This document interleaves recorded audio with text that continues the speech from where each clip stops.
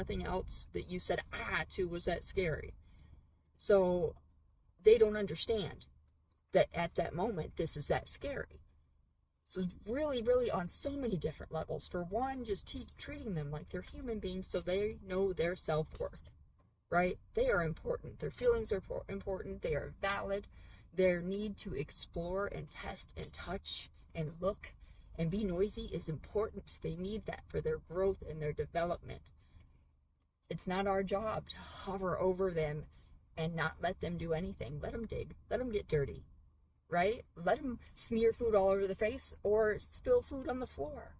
The next step then is to show them how to wipe it off, right?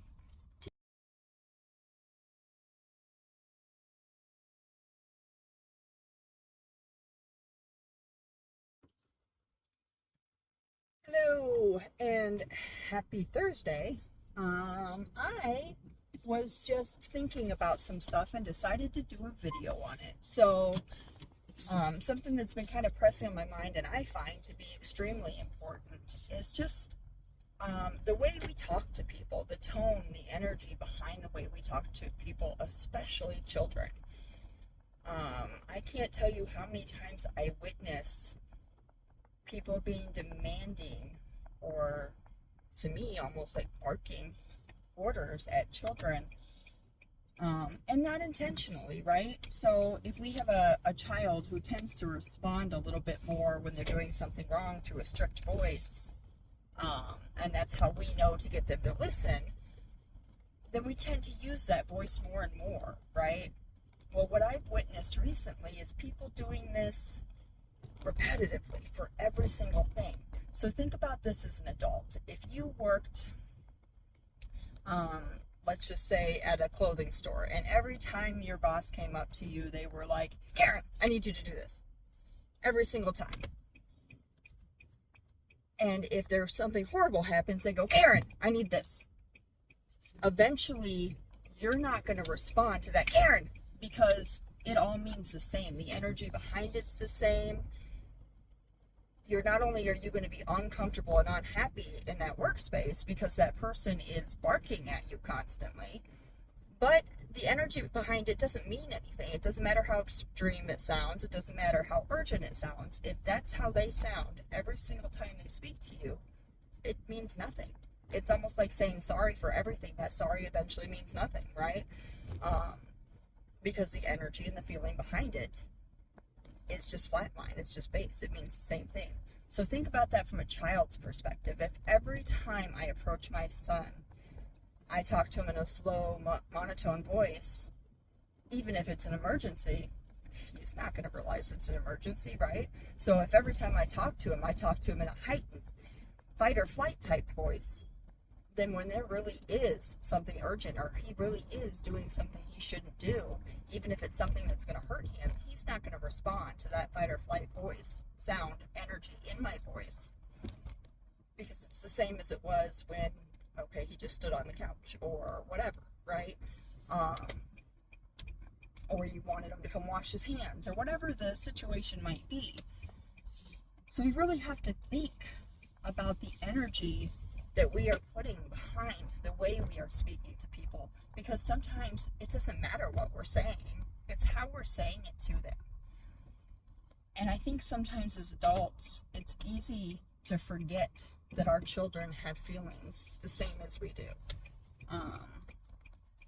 Their feelings are real and valid, the same as any adult. So if you wouldn't like it, if somebody, whether it be your partner, your boss, teacher, whatever level you're at in life right now, right?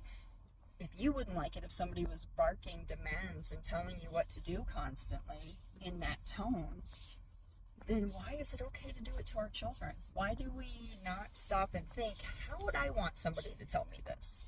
So, like, if I was doing something wrong, or even if I looked a mess before I walk out the house, yes, I want you to tell me. Give me your input. Do you think that this is a bad situation for me to be putting myself into? I very much so appreciate other people's input. But do I want you to snap it at me or bark it or sound demanding or demeaning? No. I'm not going to respond to that. As an adult, you are not going to get the response from me that you want or think that I should have if you're coming at me in that way. The same goes for our children. If we don't level with them and speak to them like actual people, like the way we would want somebody to talk to us, we're not going to get the reaction. We're not going to get through to them the way we need them to. Now it's different. Like, okay, if you never really raise your voice at your child like that, and then one day they go to touch the burner on the stove and you go, ah, don't do that, they're going to jump back. But what if you said, ah, don't do that to everything? Are they going to jump back from that hot burner? They're probably going to touch it because nothing else that you said ah to was that scary.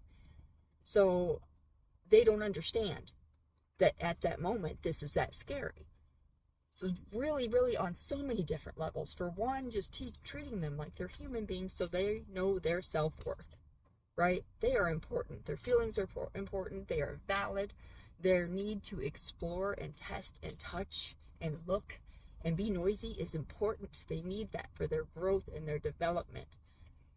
It's not our job to hover over them and not let them do anything. Let them dig. Let them get dirty, right? Let them smear food all over the face or spill food on the floor. The next step then is to show them how to wipe it off, right? Teach them how to sweep, even if it means getting a little hand broom. Show them how to clean up. That's our job, is not to direct and delegate to our children. It is to guide and assist them in learning the basic skills they need to learn who they are so that they can survive and live to be the best version of themselves as possible.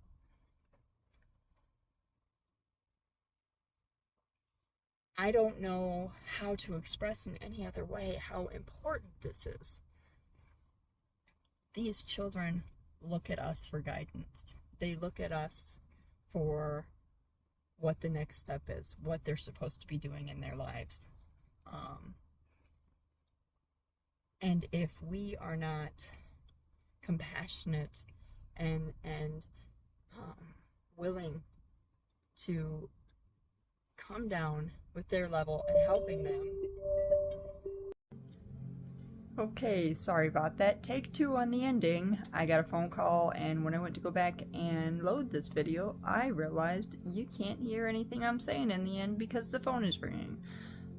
So basically, what it all comes down to is giving our kids the guidance that they're looking at us for. If we're guiding them to yell or scream or to talk to people the other or in that way, that's not going to work.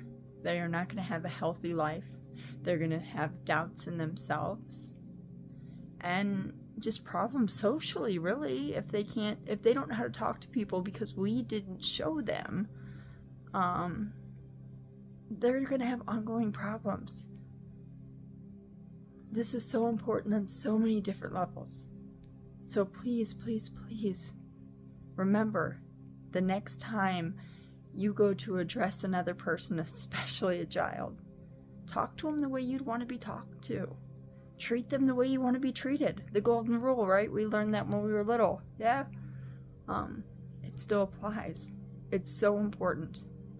These kids need us.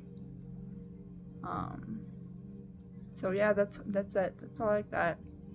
Love you guys. Bye.